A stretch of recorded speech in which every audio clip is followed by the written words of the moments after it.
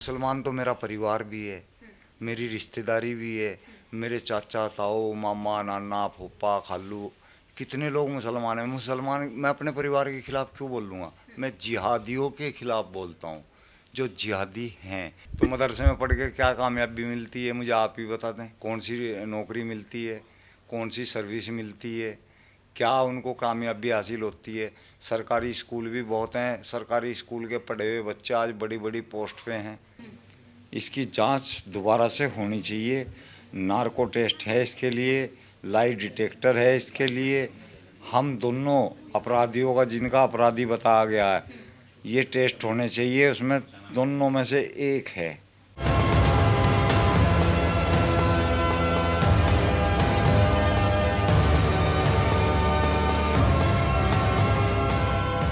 नमस्कार, आपके साथ मैं तमन्ना। आप देख रहे हैं नवचेतना टाइम्स। अभी हमारे साथ हैं सलीम वास्तिक जी, जो 30 साल पुराने मामले को लेकर, एक बच्चे की हत्या के मामले को लेकर जेल में बंद थे, जो अभी जमानत पर बाहर आ चुके हैं। तो आखिर ये क्या मामला था? क्या उन्होंने 30 साल पहले सच में एक बच्चे की हत्या की थी?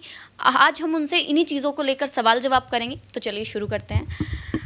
सलीम वास्तिक जी, जो आपके ऊपर एक बच्चे की हत्या के मामला है, वो क्या है? इसमें क्या सच्चाई है? देखिए, सच्चाई तो है नहीं है इसमें, लेकिन ये सच्चाई है कि उसकी हत्या हुई है। उसकी हत्या के केस में मैं संलिप्त हूँ, ये सच्चाई नहीं है। ये एक थ्योरी है जो पुलिस ने बनाई है, और उसकी सही तरह से जांच नहीं हुई है। जज साहब ने कर ली थी, वैसे जांच हो चुकी थी, लेकिन वहाँ झूठी गवाही पे मुझे फंसा दिया गया। किसने दी झूठी गवाही? वो मुझे भी नहीं पता। चार्जशीट के अंदर तो नाम है उसका, मैं भी नहीं जानता कौन है वो कौन नहीं है।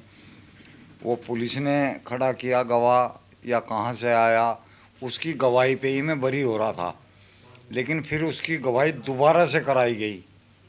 दोबारा से उसने अपनी गवाही को ठीक कर दिया और हमें दोनों को सजा हुई। तो इस अपराध को किसने अंजाम दिया? देखिए, मुझे तो पता है किसी ने अंजाम दिया, लेकिन मेरे बताना काफ़ी नहीं है। इसकी जांच दोबारा से होनी चाहिए।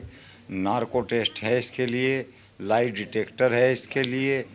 हम दोनों अपराधियों का, जिनका अपराधी बताया गया है, ये टेस्ट होने चाहिए। उसमें दोनों में से एक है, चाहे वो मैं हूँ चाहे वो दूसरा है, एक है। और वो जो है उसको सही सज़ा मिलनी चाहिए, चाहे वो मैं हूँ चाहे वो दूसरा एक्यूज अनिल है। दोनों में से एक है, ये मैं गारंटी देता हूँ। कौन सा है ये पता निकालना सरकार का काम है। क्या सरकार मंजूरी देगी नार्को टेस्ट की? देनी चाहिए, देनी चाहिए। एक परिवार को सही न्याय मिलना चाहिए, एक बच्चे को सही न्याय मिलना चाहिए। अगर वो आदमी बाहर बरी कर दिया, मुझे जमानत दे दी, तो उसके साथ तो न्याय नहीं हुआ। वो तो अधूरा न्याय हो गया ना, उसके साथ तो न्याय हुआ ही नहीं। अगर हमने 6-7 साल 10 साल काट भी लिए जेल में, तो न्याय तो नहीं। हम किसी के जीवन को ख़त्म करने की हमें क्या अधिकार है? तो सही न्याय मिलना चाहिए, और जो दोषी है उसको सजाए मौत मिलनी चाहिए। सजाए मौत? हाँ, मैं भी अगर दोषी हूँ तो मुझे भी सजाए मौत मिलनी चाहिए। उम्र के तो 14 साल की होती है, 14 साल तो कट ही जाते हैं आदमी के। वो काट के फिर बाहर आ गए, तो उसको क्या न्याय मिला? तो ये बताइए, जब आप 30 साल पहले, जब ये मामला निकलकर सामने आया था, आप पे इल्ज़ाम लगा था मौत का, तब आपके ऊपर फरार होने का इल्ज़ाम लगा कि आप 30 साल से फरार चल रहे थे जमानत होने के बाद। फरार आदमी पब्लिक के सामने नहीं आ सकता, टीवी पे नहीं आ सकता, मीडिया पे नहीं आ सकता, यूट्यूब चैनल्स पे नहीं आ सकता। अगर आएगा भी तो नकाब पहन लेगा, चेहरा चेंज कर लेगा, नाम चेंज करके आएगा, एड्रेस नहीं बताएगा। मैं अपने असली चेहरे के साथ आता हूँ, असली नाम के साथ आता हूँ, अपना एड्रेस बताता हूँ, अपना फ़ोन नंबर बताता हूँ। तो मैं फ़रार कैसे हो रहा हूँ? मेरी तो समझ में ही नहीं आ रहा कि ऐसे आदमी को कोई फ़रार कैसे कह सकता है। मुसलमान तो मेरा परिवार भी है, मेरी रिश्तेदारी भी है। मेरे चाचा ताऊ मामा नाना फूफा खालू कितने लोग मुसलमान हैं। मुसलमान मैं अपने परिवार के खिलाफ क्यों बोल लूँगा? मैं जिहादियों के खिलाफ बोलता हूँ, जो जिहादी हैं। मैं भी था कभी जिहादी, मैंने भी हिंदू से कुछ लोगों को मुसलमान बनाया है। मैं भी जिहादी था, मैं ऐसे जिहादियों के लिए बोलता हूँ, उनको ही जिहादी कहा जाता है, हर मुसलमान को जिहादी नहीं कहा जाता। आपने आकर जिहादियों को बोला, जिहादियों को आप सुधारेंगे, उनको सही राह पर लेके जाएंगे, लेकिन सब आपको अपराधी की नज़र से देखते हैं। हाँ, क्योंकि उनको ऐसा लगता है कि ये हमारे खिलाफ बोलता है, उनको ऐसा लगता है कि ये हमारे बारे में बोलता है, जबकि मैं सभी मुसलमानों को डॉक्टर, इंजीनियर, बड़ी बड़ी पोस्ट पे, सरकारी नौकरी पे देखना चाहता हूँ। वो कैसे होगा? जब वो स्कूल में पढ़ेंगे, स्कूल में शिक्षा हासिल करेंगे। मदरसे निकल के कोई नौकरी नहीं प्राप्त कर सकता, कोई 10 रुपये नहीं कमा सकता मदरसे से निकल के। वो चंदाखोरी ही करेगा, वो लोगों का हक ही मारेगा। लेकिन काफ़ी बच्चे जो महंगे स्कूल्स में नहीं पढ़ सकते, इसलिए वो मदरसे में जाते हैं पढ़ने के लिए। तो मदरसे में पढ़ के क्या कामयाबी मिलती है, मुझे आप ही बता दें। कौन सी नौकरी मिलती है, कौन सी सर्विस मिलती है, क्या उनको कामयाबी हासिल होती है? सरकारी स्कूल भी बहुत हैं, सरकारी स्कूल के पढ़े हुए बच्चे आज बड़ी बड़ी पोस्ट पे हैं, तो वो सरकारी स्कूल में पढ़ें। दोबारा मामले पर आते हैं, जो बच्चे के माँ बाप है जिसकी हत्या हुई, तो आपकी ज़मानत के बाद वो भी काफ़ी दुखी होंगे कि एक मुजरिम की ज़मानत हो गई, तो उन्हें क्या कहना चाहेंगे? क्योंकि उनकी नज़र में तो आप मुजरिम ही हैं, उनके बेटे को आपने मारा है। देखिए, उनकी नज़र में नहीं है, उन्होंने उनको जो नज़र दी है ना, वो पुलिस की है। पुलिस ने जो प्रेजेंट किया है, उन्होंने उसको तस्लीम किया, उन्होंने उसको मान लिया। उन्होंने अपने आप कोई इंक्वायरी नहीं की कि मैंने किया या नहीं किया, या किसी और बड़े जरिए से उनको पता नहीं चला कि मैंने किया या नहीं किया। उन्होंने पुलिस की थ्योरी को सच मान लिया। तो ऐसे केस में हर कोई पुलिस की बात मान लेगा। अब पुलिस ऐसे, मैंने अभी भी देखा जेल के अंदर हज़ारों लोग बेगुनाह हैं, हज़ारों लोग हैं, तो वो गुनहगार नहीं है, लेकिन उनको गुनहगार साबित कर दिया गया है। इतने बड़े केस के अंदर एक झूठे गवाह की गवाही के आधार पे मुझे सज़ा दी गई थी, झूठे गवाह की गवाही पर। किसने दी थी वो गवाही?